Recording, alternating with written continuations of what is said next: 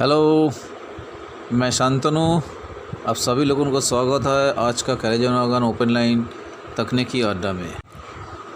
ये बात हमेशा ही सुनाई पड़ता है जी, भला मैं ICF डिज़ाइंड कोच को मेंटेन करके फिट टू रन दे सकता है, लेकिन LHB हमसे होगा नहीं क्योंकि LHB हमको आता नहीं है।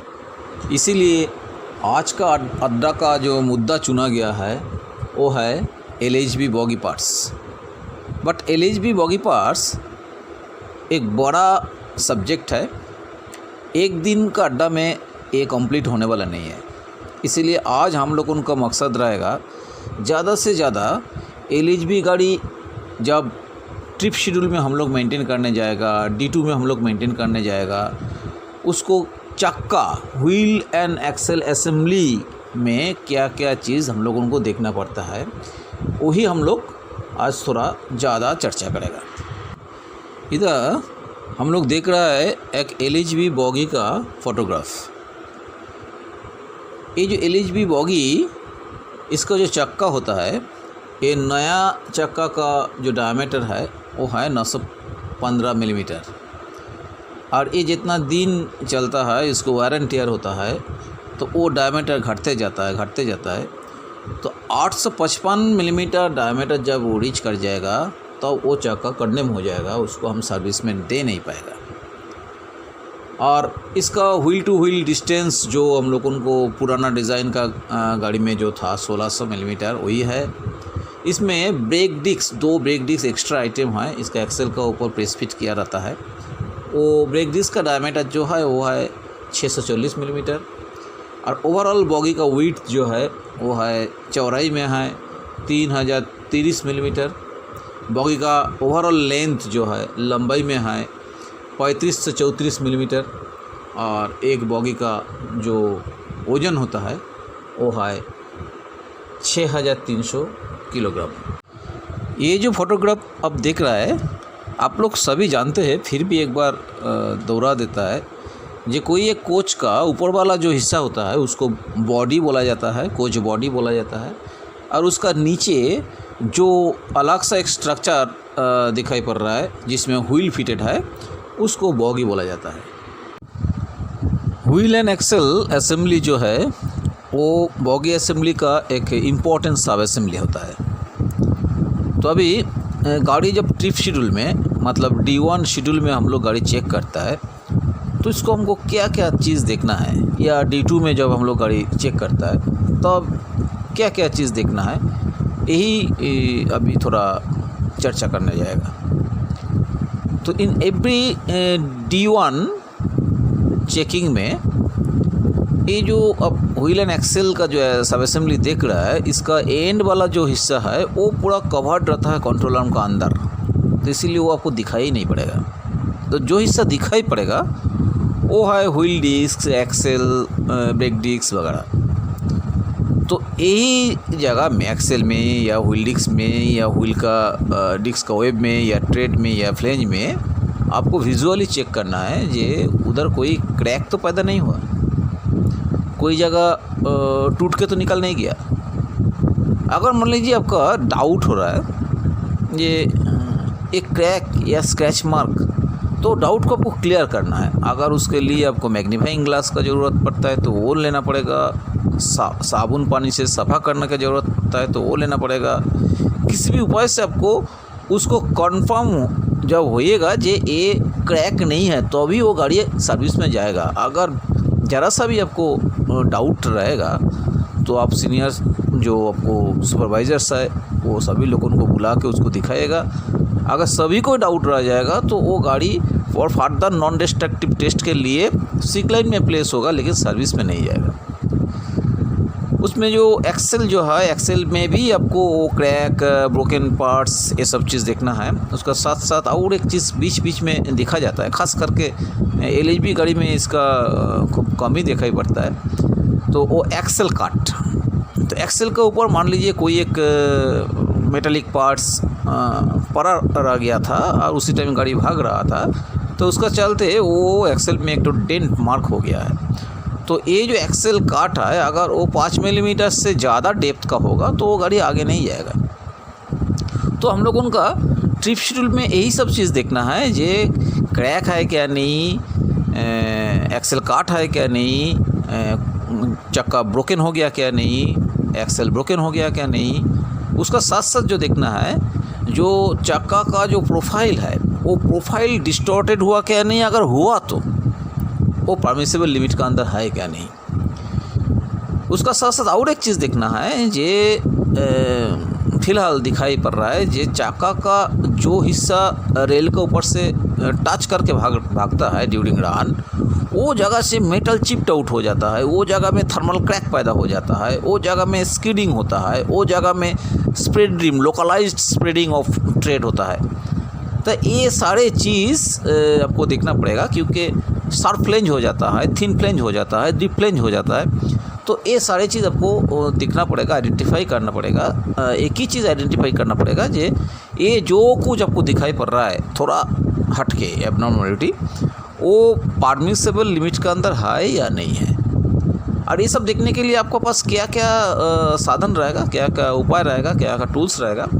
पहला बात है, ये पूरा ही देखना पड़ेगा आपको विजुअली, और उसका साथ साथ जब आपको प्रोफाइल में कुछ डाउट आ जाएगा, जो डीप फ्लेंज शार्प फ्लेंज वगैरह वगैरह, तो आपको टायर डिफेक्ट गेज से देखना पड़ेगा ये वो विद इन परमिसिबल लिमिट है या नहीं, वो कन्फर्मेटरी चेकिंग है।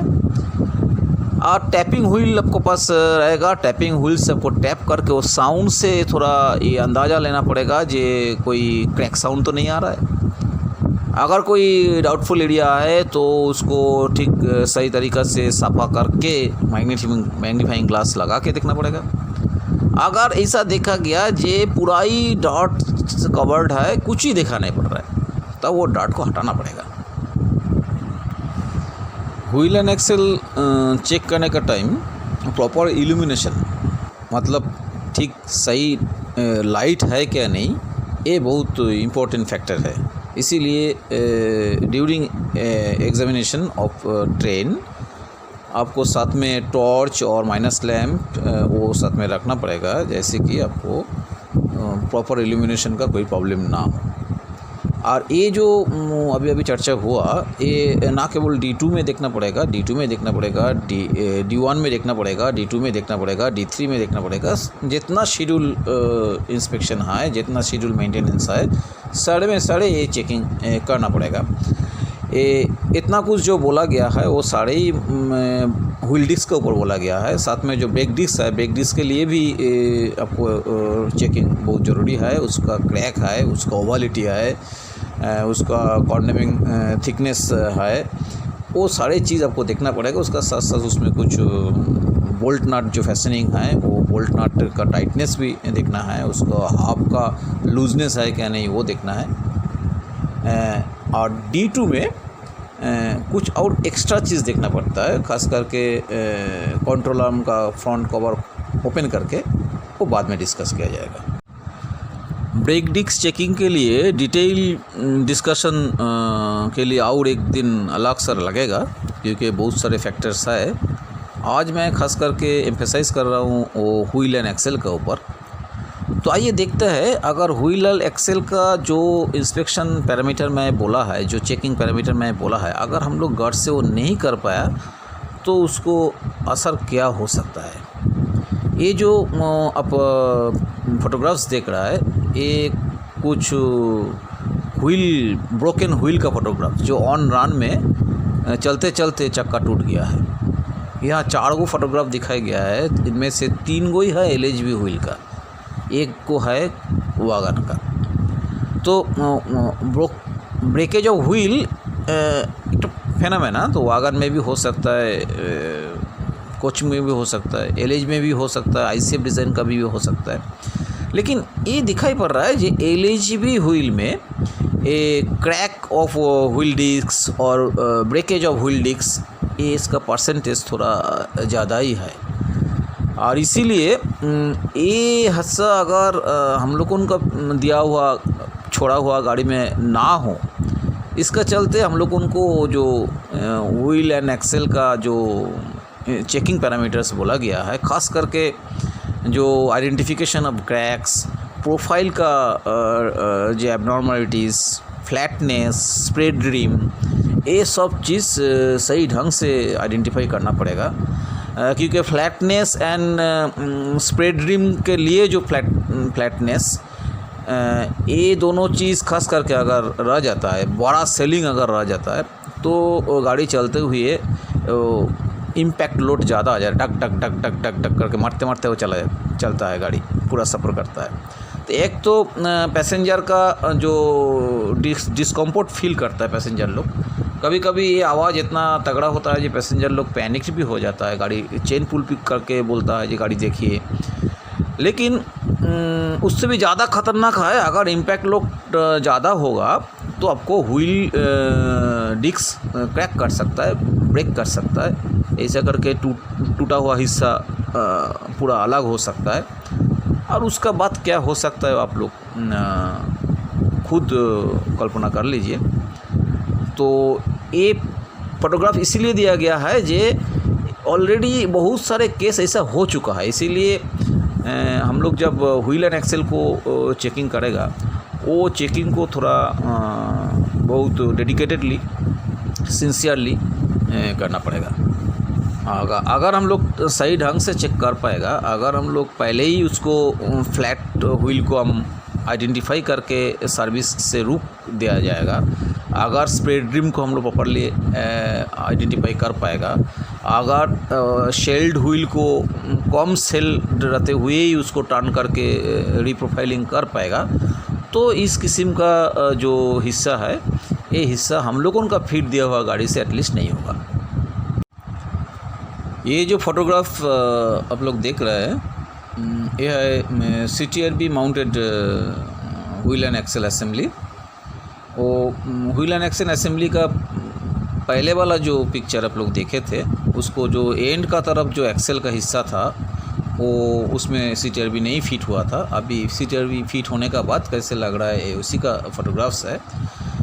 तो ये CTRB का पूरा नाम है कैट्रिज टेपर्ड रोलर बियरिंग, एक तो बियरिंग है, तो ये सील्ड बियरिंग है, इसका सामने पूरा सील किया गया है, इसीलिए ये बियरिंग का अंदर जो ग्रीस भरा हुआ है वो एटमॉस्फेयर का कंटामिनेशन में आने का कोई चांसेस नहीं है।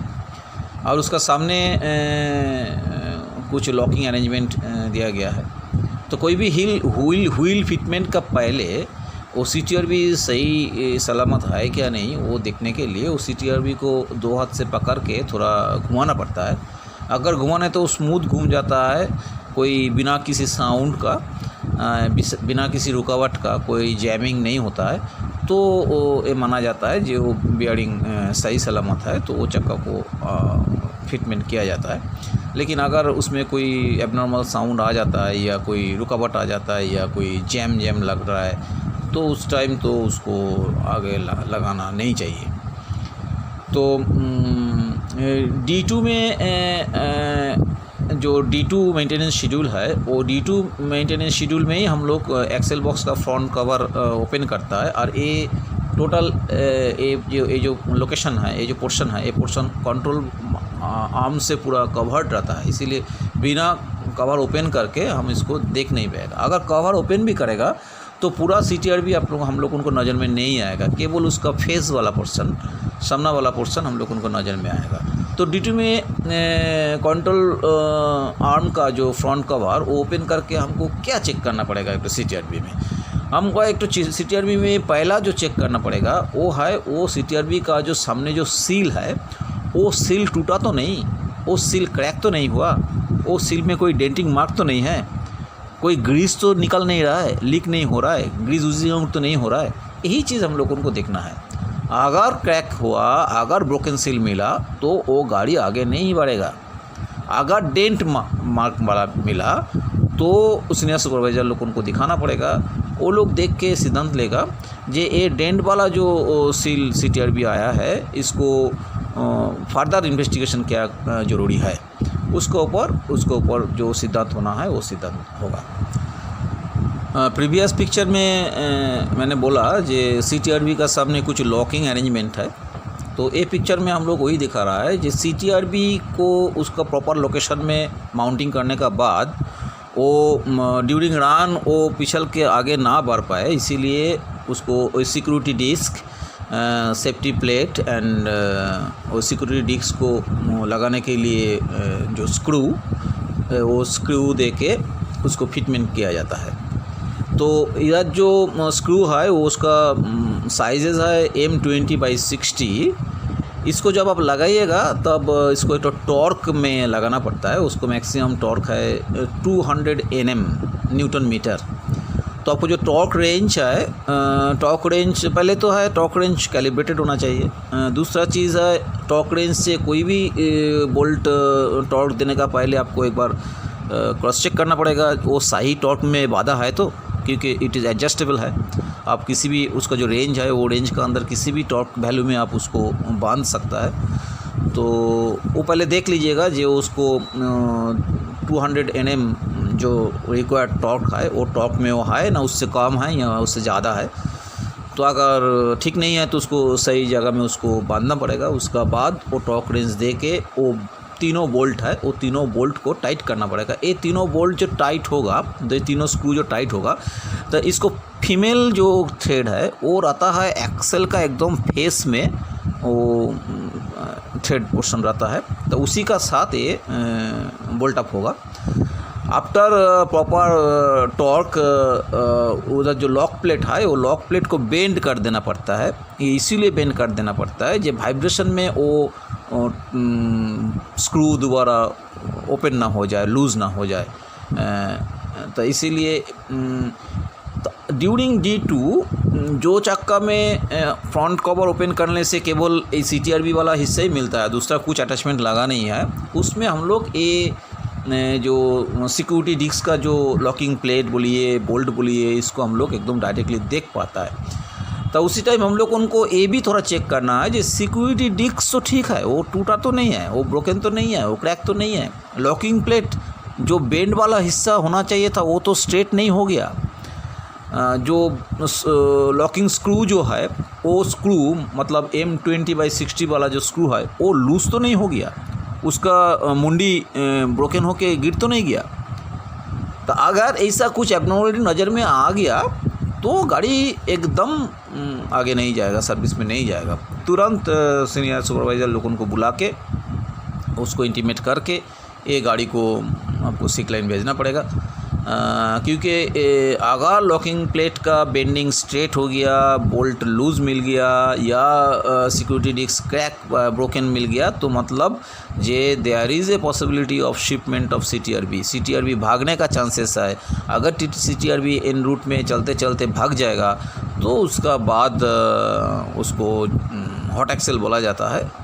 भयानक फ्रिक्शन बढ़ जाएगा। फ्रिक्शन बढ़ जाने से due to friction temperature high हो जाएगा। टेम्परेचर हाई होते हुए इतना हाई हो जाएगा जो एकदम आपको उतना मोटा जो लोहे का एक्सेल है, इतना बड़ा जो आपको व्हील डिस्क है, ये एकदम रेड हॉट होके गर्म हो जाएगा। तो उस टाइम गाड़ी को कोच को डिटैच करना पड़ता है, वो कोच और आगे नहीं बढ़ेगा। मान लीजिए इन रूट में कोई जगह कोई कोच हॉट एक्सेल आइडेंटिफाई हो गया है तो वो कोच वो जो जगह में आइडेंटिफाई हुआ उससे आगे नहीं जाएगा, वो कोच को डिटैच करना ही पड़ेगा। क्योंकि अगर इस कंडीशन में कोच और आगे बढ़ेगा तो वो एक्सेल टूट के गिर पड़ सकता है। तो इसीलिए identification of loose security bolt, loose locking plate, that is the locking portion of CTRB, इसका चेकिंग बहुत महत्वपूर्ण होता है ड्यूरिंग D2। अगर ये हम लोग ठीक ठाक से हम लोग D2 शेड्यूल में, दैट इज़ मंथली शेड्यूल में हम लोग चेक कर पाते तो हम लोग को हॉट एक्सेल का जो हिस्सा है ये हिस्सा को हम लोग आसानी से अवॉइड कर सकते हैं। प्रीवियस पिक्चर में मैंने एक बात बोला, जो कंट्रोल आर्म का फ्रंट कवर ओपन करने के बाद अगर दूसरा कोई अटैचमेंट नहीं मिला, केवल CTRB मिला तो फलाना फलाना करना पड़ेगा। उसका मतलब कंट्रोल आर्म का फ्रंट कवर ओपन करने के बाद कभी कभी दूसरा कुछ अटैचमेंट भी मिलने का चांसेस है। तो वो क्या है, उनमें से एक है ये इसको बोला जाता है फोनिक व्हील। ये फोनिक व्हील हम लोग उनका व्हील स्किड प्रोटेक्शन सिस्टम जो बोला जाता है, एयरबैग सिस्टम का एक पार्ट है WSP। तो वो WSP सिस्टम का एक कंपोनेंट है फोनिक व्हील।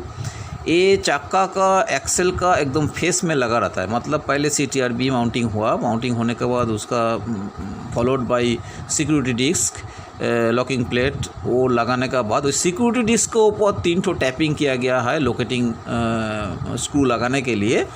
वही टैप किया गया वो होल में ए मेड बाय 35 स्क्रू से ए फोनिक व्हील फैशन किया जाता है।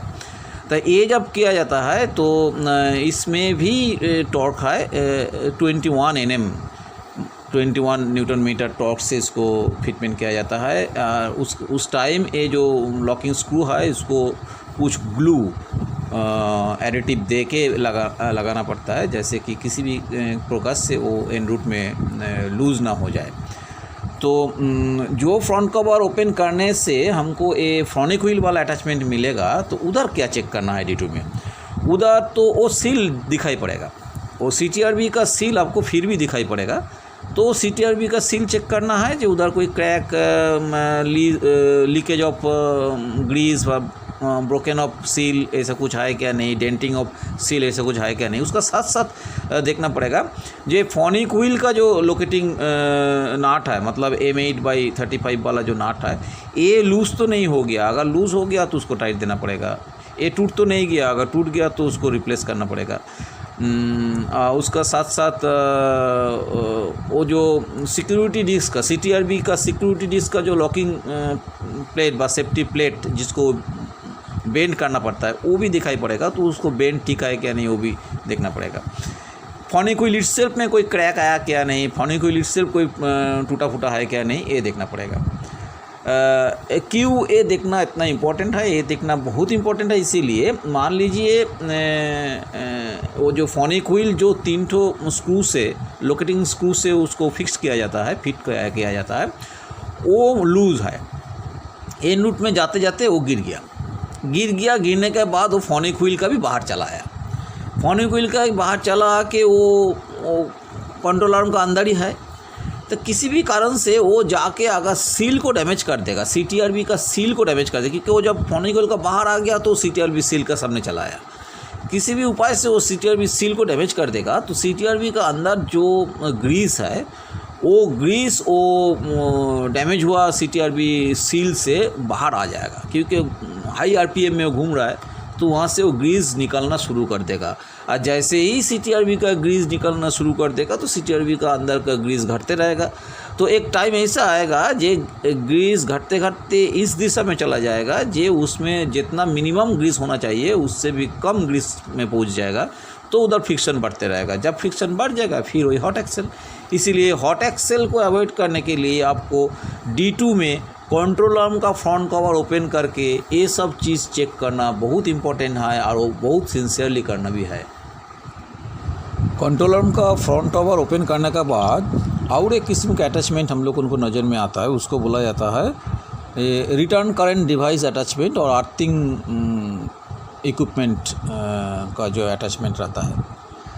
तो वो भी सिक्योरिटी डिस्क का ऊपर जो फोनिक व्हील जो होल में लगा रहता है, M8 वाला टैप किया गया, तो वही सेम होल में अर्थिंग डिवाइस का भी जो ऑयलर रिंग है, तो ऑयलर रिंग भी वो 3 ठो M8/25 बोल्ट से स्क्रू से लगाना पड़ता है। इसमें भी वही टॉर्क का ज़रूरत है 21 Nm। ये जो ऑयलर रिंग है, इसका बीच में एक तो सर्कुलर डिस्क टाइप का एक कंपोनेंट होता है जिसको स्लिप बोला जाता है, वो भी उधर लूजली रोटेट करता है। उसको ऊपर अर्थिंग डिवाइस का जो कार्बन ब्रश है वो आके टच करता है। वॉट एवर इट में भी आप ड्यूरिंग D2 मेंटेनेंस शेड्यूल में आपको अगर कंट्रोलर ओपन करके ये अर्थिंग डिवाइस वाला अटैचमेंट आपका नज़र में आया, तो इधर क्या चेक करना पड़ेगा? इधर से वो एक ही चीज़ चेक करना पड़ेगा। इधर भी आपको CTRB का सील नज़र में आएगा after opening the housing of the earthing device, वो जो इधर फ्रंट कवर का तौर पे काम करता है। तो वो ओपन करने के बाद आपको CTRB का वो सील नज़र में आएगा। तो पहला तो आपको सील चेक करना पड़ेगा, सील में क्रैक, टूटा फूटा, broken, grease oozing out, grease leakage कुछ है क्या नहीं, डेंटिंग कुछ है क्या नहीं। उसका साथ साथ ये जो ऑयलर रिंग जो M8/25 वाला जो स्क्रू से फिट रहता है उसको भी टाइटनेस चेक करना पड़ेगा, प्रॉपर टॉर्क में वो है क्या नहीं। ऑयलर रिंग में खुद कोई क्रैक या ब्रोकन कुछ हुआ क्या नहीं, स्लीव में कुछ क्रैक या ब्रोकन कुछ हुआ क्या नहीं, अंदर में दूसरा कुछ फॉरेन मटेरियल पड़ा है क्या नहीं, ये सब चीज़ देखना पड़ेगा। क्योंकि अर्थिंग डिवाइस का अंदर अर्थिंग डिवाइस में carbon brush holder, carbon brush का भी ब्रैकेट रहता है जिसमें बोल्ट नट से कार्बन ब्रश को फिट कर दिया जाता है। उसमें स्पेशल केबल का एक तो हिस्सा रहता है, वो भी एक तो नट बोल्ट से लगा रहता है। इसीलिए देयर इज़ पॉसिबिलिटी जे कोई भी एक टूटा हुआ टुकड़ा अंदर में रह सकता है और जो टुकड़ा जाके वो सील को CTRB सील को ब्रेक कर सकता है। एक्चुअली D2 शेड्यूल में कंट्रोल आर्म का फ्रंट कवर ओपन करके हम लोग उनको चेक करने के लिए एक ही हम लोग उनका टारगेट है जे किसी भी प्रकार से हमारा CTRB का सील डैमेज तो नहीं हुआ, इसी को इंश्योर करना है। ये तो एक चीज़ है, हुआ क्या नहीं ये देखना। दूसरा चीज़ है जे ऐसा कुछ चीज़ हम तो ऐसा कुछ स्थिति में हम लोग तो नहीं छोड़ दे रहा है जो रास्ता में जाके वो निकाल के वो CTRB सील को डैमेज कर सकता है। इसीलिए उसको एक्सेल बॉक्स का फेस प्लेट के ऊपर, सिक्योरिटी डिस्क के ऊपर जितना कुछ अटैचमेंट लगा रहता है वो जो फेसनर्स से लगा रहता है उसको टाइटनेस चेक करना बहुत ज़रूरी है। वो सही प्रॉपर स्ट्रेंथ में है क्या नहीं, जो कुछ कंपोनेंट लगा है उसको जो कोई ब्रेकेज या क्रैक कुछ है क्या नहीं, वो देखना बहुत ज़रूरी है। क्योंकि एक महीना के लिए हम लोग इसको जिम्मेदारी ले रहा है, क्योंकि हम लोग एक बार D2 में देख के जो उसको बंद कर दे रहा है, एक महीना का अंदर कोई स्पेसिफिक कारण नहीं होने से उसको हम लोग दोबारा खुलेगा नहीं। इसीलिए D2 शेड्यूल में कंट्रोल आर्म का फ्रंट कवर ओपन करके जो चेकिंग को बारे में जो 3 अलग अलग किस्म में बोला, एक विदाउट एनी अटैचमेंट का जो चेकिंग, एक फोनिक व्हील वाला अटैचमेंट का जो चेकिंग, एक अर्थिंग डिवाइस वाला अटैचमेंट का जो चेकिंग, ये सारे चेकिंग वेरी इंपॉर्टेंट, बहुत सिंसियरिटी का साथ, डेडिकेशन का साथ, ऑनेस्टी का साथ इसको करना पड़ेगा। अगर हम लोग ये सही ढंग से कर पाएगा, ये निश्चित रूप से हम लोग बोल सकता है जी एटलीस्ट इस कारण के लिए हॉट एक्सेल नहीं होगा।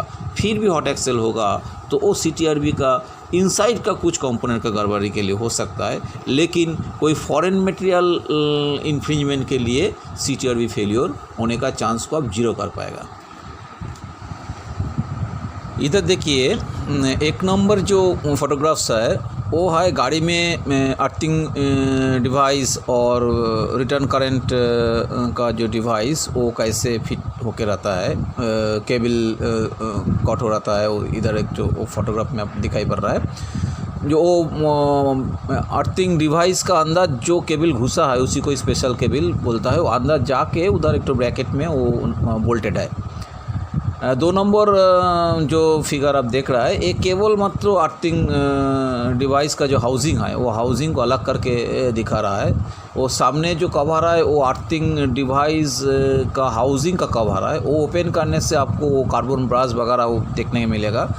उसको भी D2 में चेक करना पड़ता है, ये कार्बन ब्रश सही सलामत है क्या नहीं, कार्बन ब्रश तो ज़्यादा छोटा नहीं हो गया, कार्बन ब्रश टूट तो नहीं गया। उधर जो कार्बन ब्रश फिटमेंट का जो नट बोल्ट है, कार्बन ब्रश होल्डर का फिटमेंट का जो नट बोल्ट है, कार्बन ब्रश होल्डर का जो ब्रैकेट है हाउसिंग का साथ कास्टेड, ये सारे चीज़ ठीक है क्या नहीं, ये देखने के लिए आपको फ्रंट कवर खोलना पड़ेगा। और 3 नंबर फिगर में आपको दिखाई पड़ रहा है ये फ्रंट कवर ओपन करने के बाद आपको क्या दिखाई पड़ेगा। फ्रंट कवर ओपन करने के बाद दिखाई पड़ेगा, देखिए वो कार्बन ब्रश होल्डर है। वो कार्बन ब्रश होल्डर देखिए नट बोल्ट से लगा हुआ है ब्रैकेट का साथ। और कार्बन ब्रश होल्डर का जो अंदर में जो पॉकेट है वो पॉकेट में कार्बन ब्रश घुसा हुआ है। और कार्बन ब्रश का जो तो रोप है वो भी बोल्टेड कंडीशन में है, उधर उसके लिए स्पेसिफाइड जगह है। और 4 नंबर जो फोटोग्राफ्स है, 4 नंबर फोटोग्राफ्स में कार्बन ब्रश को ओपन करके हम लोग दिखा रहा है ये कार्बन ब्रश देखने में कैसे होता है। देखिए वो एक तो उसको होल्डिंग रोप से उधर बोल्टेड कंडीशन में है वो गिर के नीचे ना पड़ जाए। तो वो अर्थिंग डिवाइस का मोटा तौर पे एक तो कॉन्सेप्ट देने के लिए में स्लाइड बनाया गया है। और उसका पहले वाला पिक्चर में तो हम लोग देखा ही ये एक्सेल बॉक्स का फेस में कैसे उसको ऑयलर रिंग रहता है, उसका बीच में कैसे उसको स्लीव रहता है। तो अभी तक जितना कुछ डिस्कशन किया कंट्रोल आर्म का अंदर वाला चीज़, तो कंट्रोल आर्म कैसे रहता है चक्का का साथ, कंट्रोल आर्म का रिश्ता कैसा है।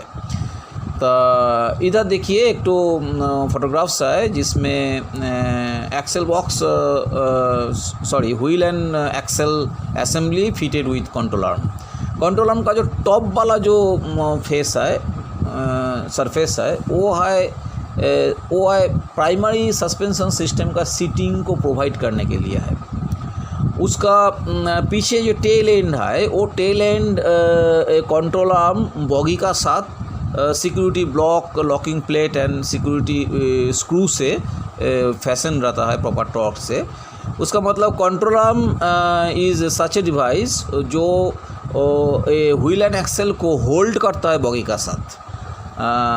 तो ये जो कंट्रोल आर्म का कैसे इसका अंदर क्या रहता है, ये कंट्रोल आर्म का दो हिस्सा है। एक है कंट्रोल आर्म टॉप, ये देखिए ये वाला पिक्चर में ए बोल के जो पिक्चर है, ए मार्किंग पिक्चर में इधर कंट्रोल आर्म टॉप बोल के एक कंपोनेंट दिखाई दे रहा है और कंट्रोल आर्म बॉटम बोल के दूसरा कंपोनेंट दिखाई दे रहा है। इलास्टिक जॉइंट बोल के एक तो कंपोनेंट दिखाई दे रहा है, इलास्टिक जॉइंट का सेंटर से एक तो स्पिंडल दिखाई दे रहा है।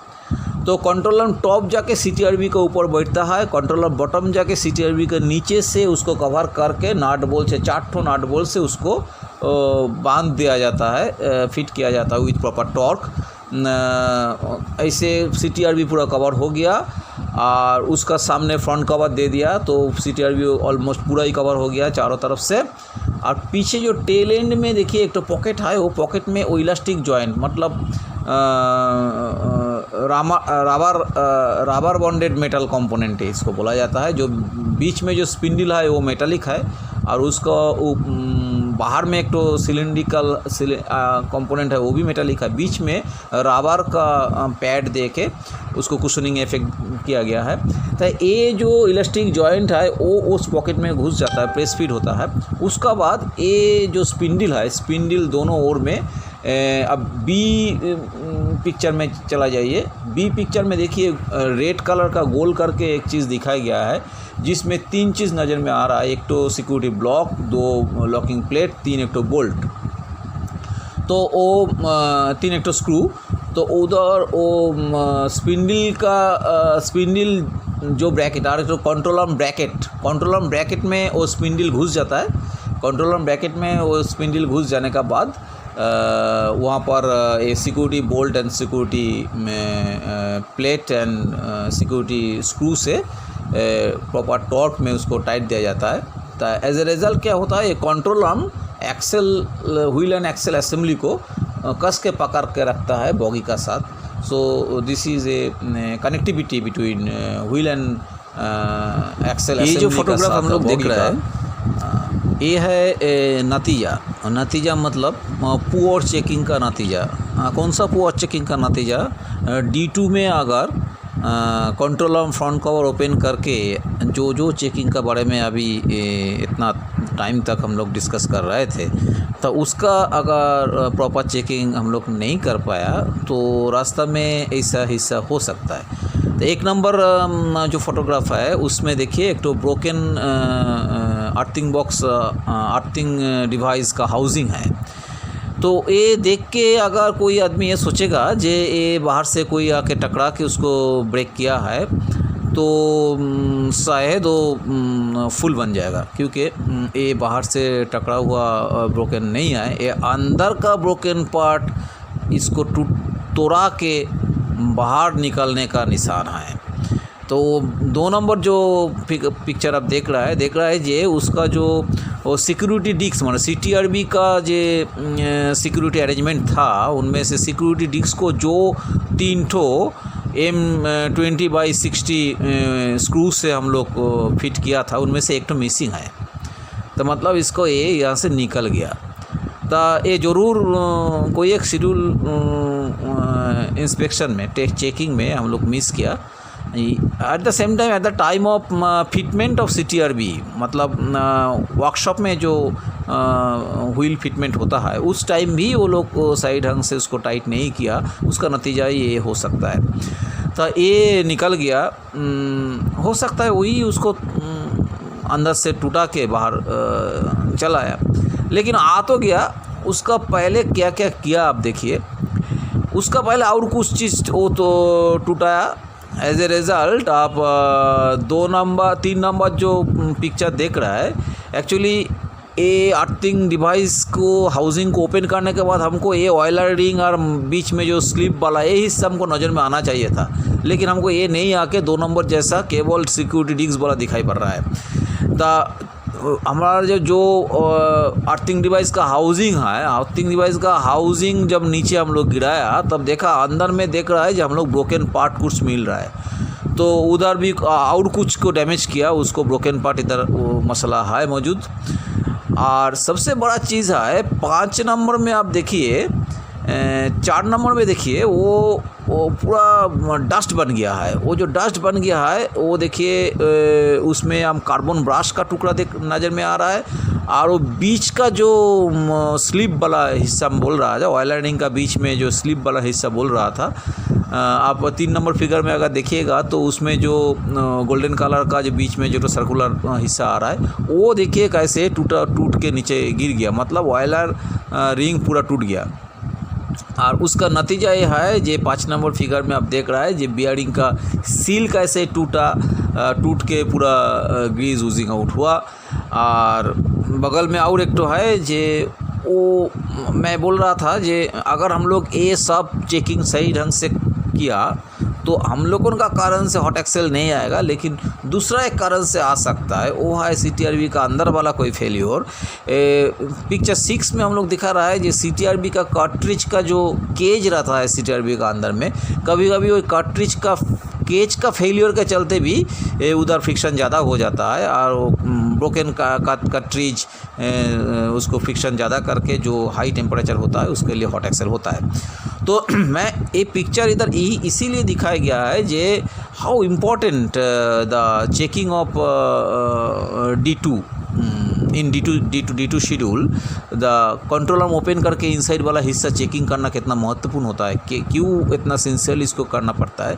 क्योंकि अगर हम लोग उनका छोटा सा एक तो लापरवाही इस किस्म का एक तो इंसिडेंस को इन्वाइट कर सकता है जो हम किसी को पास एक्सपेक्टेड नहीं है। तो इसीलिए ये जो D2 शेड्यूल में जो कंट्रोलर ओपन करके क्या क्या देखना पड़ेगा ये दिमाग में रख के अगर आप लोग D2 शेड्यूल का टाइम व्हील एंड एक्सेल को एग्जामिन कीजिएगा तो इस किस्म का घटना से हम लोग को छुटकारा मिलेगा। ये पिक्चर में हम लोग यही दिखा रहा है जे एक बॉगी में कितना कंट्रोल आर्म रहता है और वो भी कौन कौन किस्म का। एक बॉगी में 4 ठो कंट्रोल आर्म असेंबली रहता है, तो उनमें से एक तो है A टाइप जिसको बोला जाता है, उसको है earthing device attachment fitted controller, और B टाइप जिसको बोला जाता है वो है नो अटैचमेंट, मतलब ना अर्थिंग डिवाइस ना फोनिक व्हील, केवल CTRB है। और C एंड D टाइप होता है स्पीड सेंसर फिटेड कंट्रोलर। तो एक बॉगी में 4 ठो कंट्रोलर का अंदर 2 है से speed sensor fitted attachment, speed sensor attachment fitted, एक है अर्थिंग डिवाइस अटैचमेंट फिटेड, और एक है बिना किसी अटैचमेंट। तो और एक चीज़ देखने का है जो स्पीड सेंसर जो 2 कंट्रोलर का साथ स्पीड सेंसर का जो अटैचमेंट फिटेड रहता है वो बॉगी का एक ही हिस्सा में रहता है, एक ही साइड में रहता है, और अपोजिट साइड में एक तरफ रहता है अर्थिंग डिवाइस, दूसरा तरफ रहता है नो अटैचमेंट। और अर्थिंग डिवाइस जो रहता है वो कोच का एंड का तरफ रहता है, और नो अटैचमेंट वाला जो एक्सेल कंट्रोल आर्म है वो कोच का इनसाइड का तरफ होता है। आज का ये डिस्कशन सेशन में हम लोग केवल छोटा सा एक पोर्शन डिस्कस कर पाया, जो व्हील डिस्क एक्सेल को केवल उसको जो क्रैक वाला पोर्शन है उसको कैसे चेक किया जाता है, और कंट्रोल रूम का अंदर वाला जो चीज़ है उसको कैसे चेक किया जाता है। लेकिन अभी भी व्हील एंड एक्सेल असेंबली का ही बहुत important part that is wheel profile, उसको cross sectional view, wheel profile में कितना किस्म का डिफॉर्मिटी आता है, उसको कैसे आइडेंटिफाई किया जाता है, उसको गेजिंग कैसे किया जाता है, टायर डिफेक्ट गेज कैसे पकड़ना पड़ता है, कैसे उसको समझेगा जी ये व्हील जो डिफॉर्मिटी हुआ वो परमिशन लिमिट का बाहर गया ना अंदर है, ये छोड़ने लायक है ना अभी रिजेक्ट करने लायक है।